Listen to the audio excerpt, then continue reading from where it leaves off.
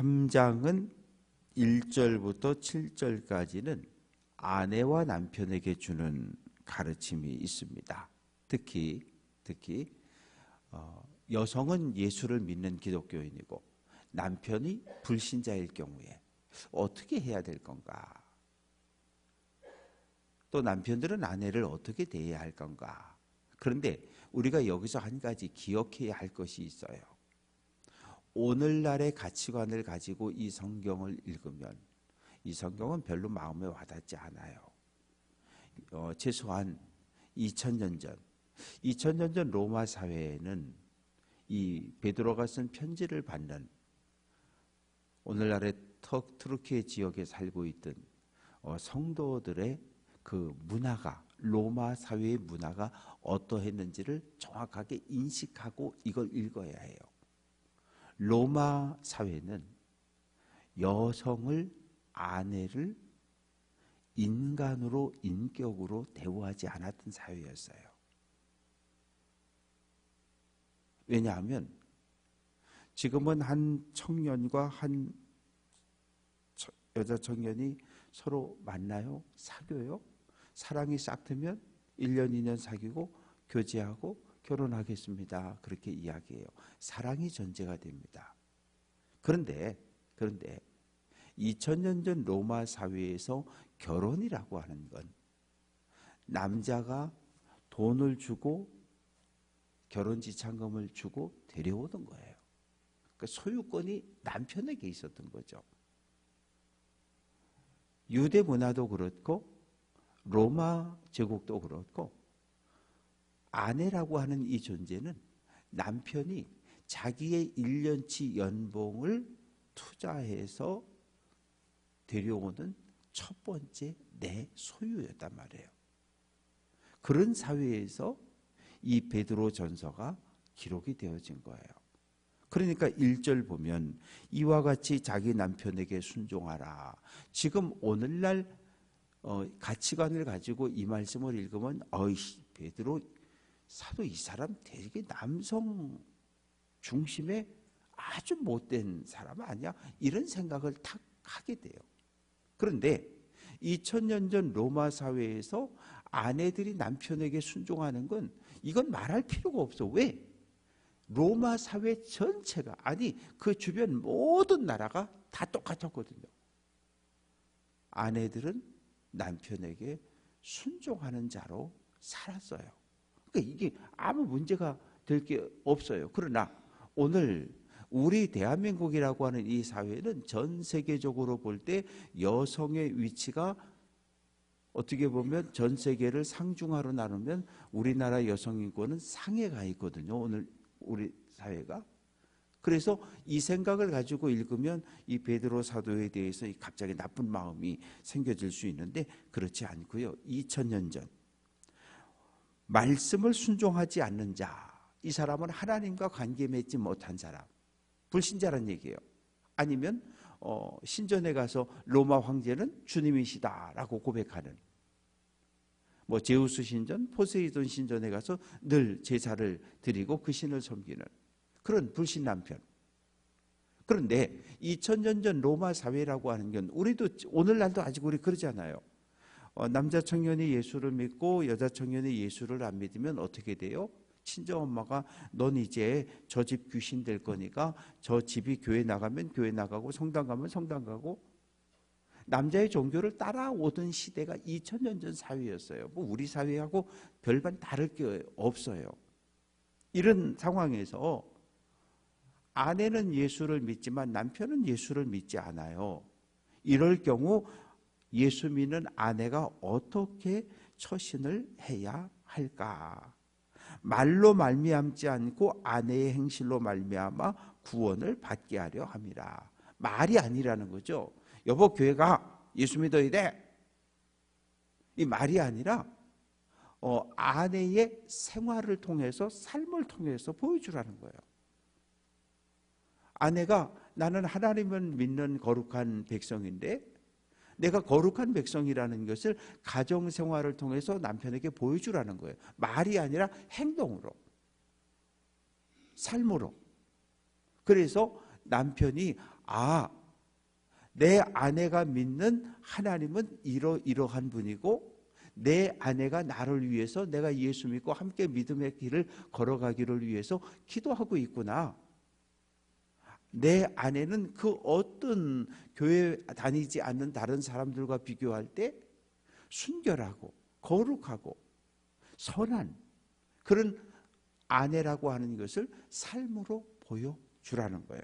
그러면 그 남편이 구원을 얻게 된다는 거죠. 그래서 2절 말씀 보면 너희의 두려워하며 정결한 행실을 봄이라. 말 가지고는 안 되거든요. 말 가지고는 안 되고요. 삶으로 행동으로 보여주라는 거예요. 그래서 3절에서 구체적으로 너희의 단장은, 이 단장이라고 하는 것은 겉모습을 꾸미는 거죠. 화장하는 거죠. 치장하는 거죠. 머리를 꾸미고 금을 차고 이 당시 그 귀족들은 금붙이를 많이 했거든요. 머리에도 이렇게 금으로 망사를 씌우고 뭐 반지부터 시작해서 팔목에 손목에 팔 또 엄청나게 많은 금으로 치장을 하고 아름다운 옷을 입는 외모로 하지 말고 아주 귀족 집의 여인들은 혼자 옷을 입고 혼자 옷을 벗지 못했단 말이에요. 여종들이 와가지고 옷을 입혀줘야 옷을 입을 수 있었고 여종들이 와서 옷을 벗겨줘야 옷을 입을 수 있을 정도로 그 정도로 화려하게 치장하는 삶을 살아갔는데 너희는 그렇게 예수 믿는 가정의 아내들은 그렇게 하지 말라는 거예요. 4절 말씀 오직 마음에 숨은 사람 속사람 마음을 잘 다스려서 온유하고 안정된 심령에 썩지 않을 것으로 하라. 예를 들면 금이라든지 화장하는 것, 머리를 꾸미는 것, 화려한 옷을 입는 거 이런 거 다 없어질 거라는 거죠. 그런 데다가 마음을 쏟지 말고 물질을 쏟지 말고 시간을 쏟지 말고 여러분의 속사람, 속마음을 다스리는 일에 열심을 내라는 거예요. 왜? 이것이 하나님 앞에 썩지 아니하는 것이고 하나님 앞에까지 그대로 남아있을 귀한 것이라는 거죠. 그러면서 구체적으로 5절에서 6절에서 전에 하나님께 소망을 두었던 거룩한 부녀들, 이제 6절에 보면 사라가 등장을 합니다. 족장의 아내였잖아요. 그러면 부녀들 그러면 아브라함의 아내였던 사라, 이삭의 아내였던 리브가, 뭐 야곱의 아내였던 라헬, 레아 이런 여인들을 이야기하는 거죠. 거룩한 부녀들도 이와 같이 자기 남편에게 순종함으로 자기를 단장하였는데 구체적으로 6절 사라가 아브라함을 주라 칭하여 순종한 것 같이 사라가 남편을 내 주인이라고 불렀다는 거죠. 창세기 18장 12절을 보면 하나님이 사람의 모습으로 천사들과 찾아오셨어요.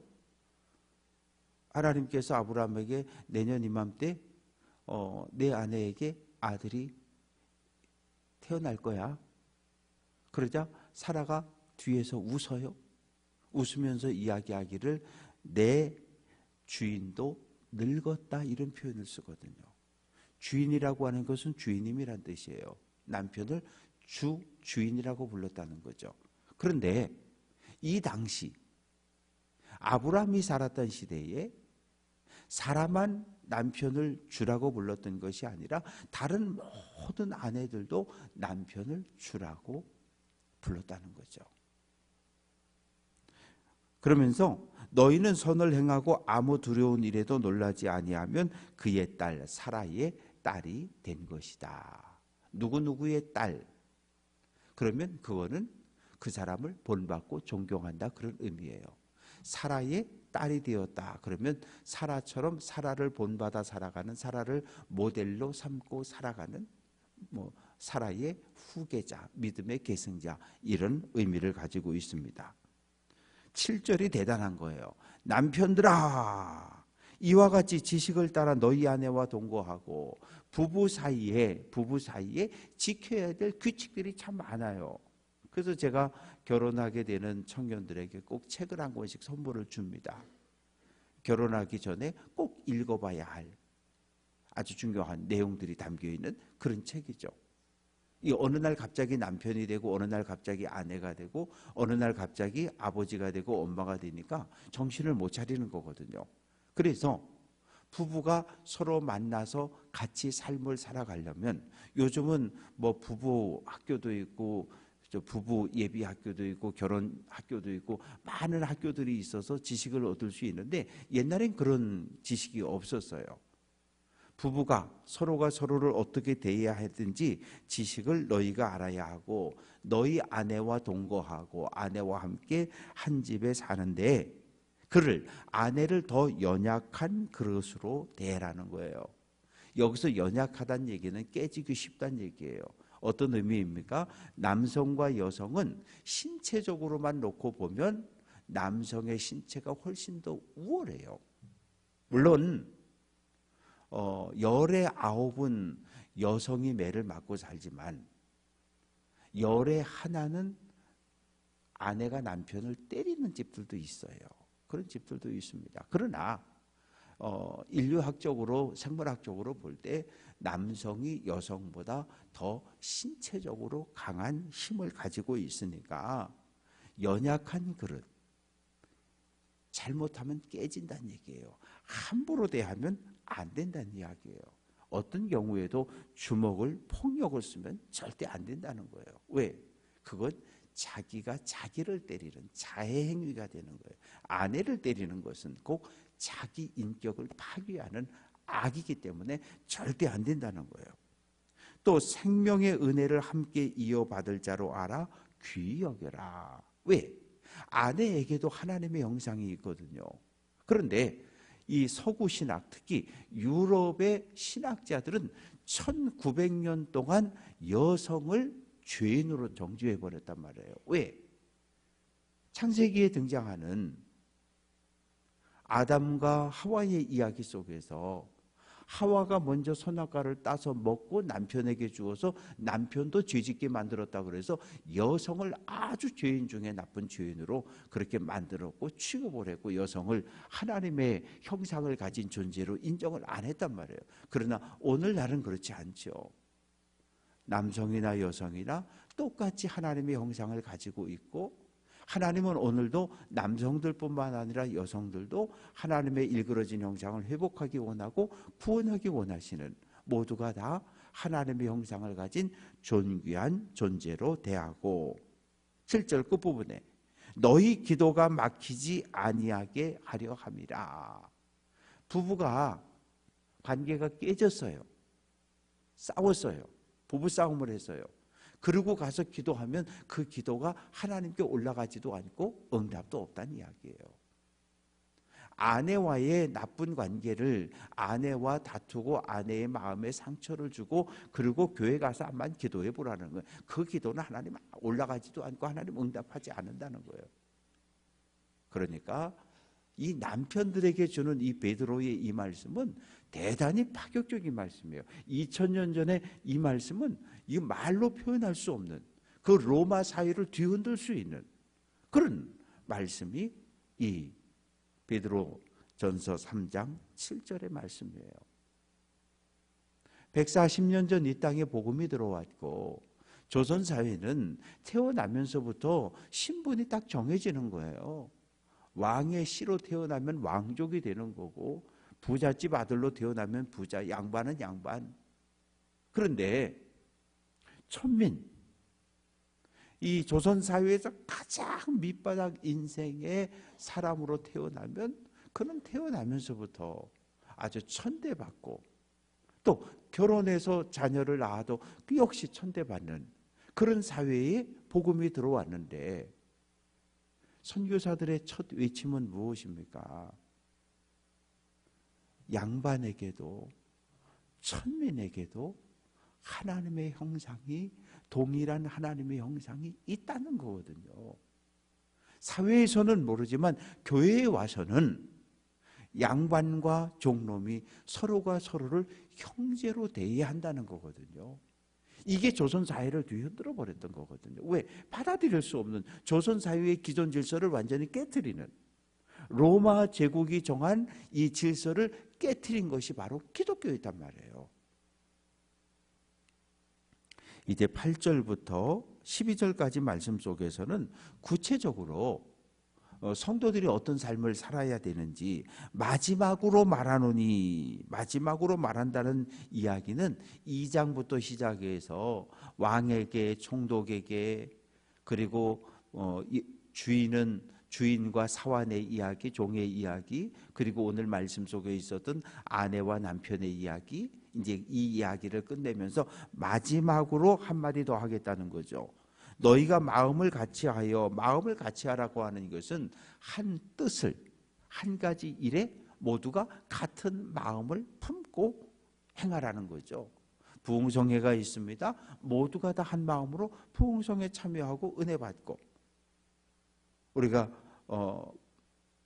고난주간에 함께 기도합시다. 함께 마음을 다하여 함께 기도하고, 너희가 마음을 같이하여 동정하며, 형제가 형제를, 자매가 자매를 대할 때는 불쌍히 여기는 마음, 사랑하는 마음, 긍휼히 여기는 마음, 겸손함으로 대해주고, 이건 형제와 형제 사이의 이야기고요. 9절 말씀 보면 불신자를 대할 때 악을 악으로 욕을 욕으로 갚지 말라. 내가 잘못한 것도 없는데 욕을 먹을 때 있잖아요. 그럼 어떻게 해요? 같이 욕을 해줘야 되는데 그러지 말라는 거예요. 잘못한 것 없는데 억울하게 오해를 받아서 모함을 당할 때, 너 나한테 그랬어? 너 한번 보자. 너 내가 한번 본때를 보여주지. 그러지 말라는 거예요. 악을 악으로 갚지 말라는 거예요. 불신 이웃들에 대해서 어떻게 하라고요? 복을 빌어주라. 악을 악으로 갚을 수 있고 욕을 욕으로 갚아줄 수 있는 그런 상황을 만났을 때 내려놓으라는 거예요. 하지 말라는 거예요.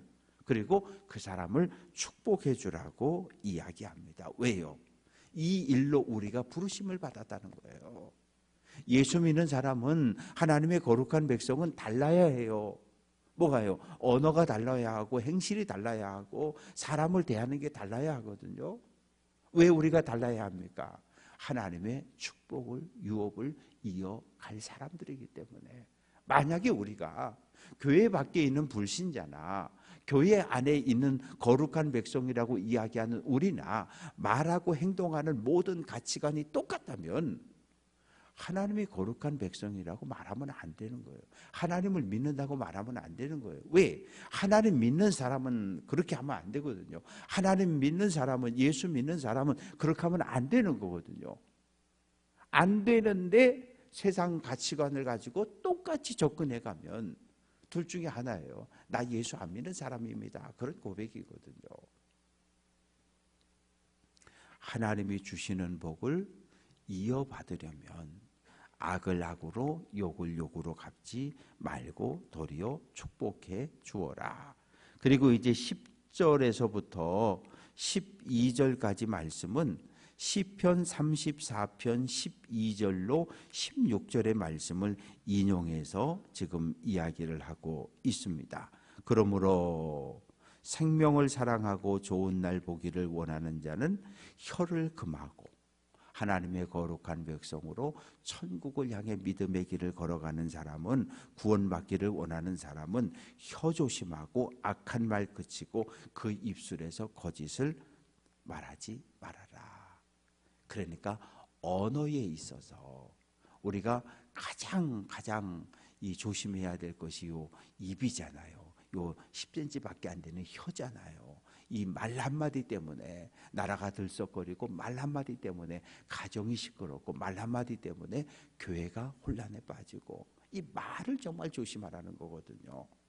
말을 조심하고 11절 말씀 보면 악에서 떠나 선을 행하고 화평을 구하며, 악에서 떠나란 얘기는 돌아서란 얘기예요. 악을 향해 가던 발걸음을 돌이켜 예수에게로 가라는 얘기예요. 하나님의 말씀에 순종하는 것으로 가라고 이야기합니다. 그래서 우리가 이 언어라고 하는 것하고 행동, 돌이키는 행동은 우리를 화평으로, 구원으로 인도해 줍니다. 12절은 주의 눈은 의인을 향하시고, 물론 하나님의 눈은 의인뿐 아니라 악인에게도 향하셔요. 하나님의 눈이 의인을 향할 땐 축복, 사랑, 보호, 돌봄. 그러나 악인을 향할 때 하나님의 눈은 심판과 정죄와 징계거든요. 그리고 주의 귀는 의인의 간구를 기울이신다. 하나님은 귀를 열고 이 땅에서 우리가 올려드리는 모든 기도를 들어주신다는 거잖아요. 바리새인과 세리가 성전에 올라가서 이방인의 뜰에서 기도할 때 하나님은 이 세리의 탄식과 회개와 통곡을 들어주셨잖아요. 하나님은 언제나 들어주시는 분, 안 듣는 분이 아니시라 들어주시는 분이셔요.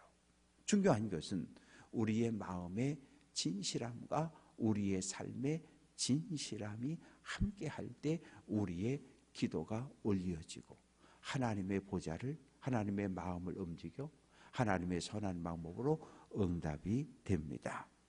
말씀을 정리해 봅니다. 베드로가 무식한 사람이라고 이야기하면 절대 안 돼요. 아이고 뭐 그물이나 던지고 고기나 잡던 무식한 놈, 절대 무식하지 않아요. 왜? 베드로전서와 베드로후서는 헬라어로 쓰여졌습니다. 베드로 사도는 아람어뿐만 아니라 헬라어를 쓸 수 있었던 그만한 지식과 학식을 가지고 있던 분이에요. 그리고 로마 사회가 감당할 수 없는 여성들의 인격을, 여성들의 존재를 높여주었던 분이 바로 베드로 사도입니다. 오늘 말씀을 정리하면서 몇 가지 기도의 제목을 드리려고 합니다. 첫째는 부부가 서로를 위해서 기도하는 시간 가졌으면 좋겠어요. 남편은 아내를, 아내는 남편을. 특히 예수 믿지 않는 남편, 예수 믿지 않는 아내와 함께 삶을 살아간다면 그 배우자의 영혼 구원을 위해서 기도하고, 두 번째는 성도들 서로 사이, 우리가 성도들 사이에도 예수 안에서 한 믿음의 공동체가 되었으니까 서로가 서로를 위하여 축복하고 기도하고, 그리고 세 번째는 부흥성회를 위해서 홍성욱 선교사님을 위해서 기도해 주시고, 오늘 수요 기도회니까 찬양하는 우리 최장호 전도사님과 에이렌의 찬양단을 위해서도, 또 말씀을 전하는 신동재 목사님을 위해서도 우리 주여 세 번 부르고 함께 통성으로 기도하도록 하겠습니다.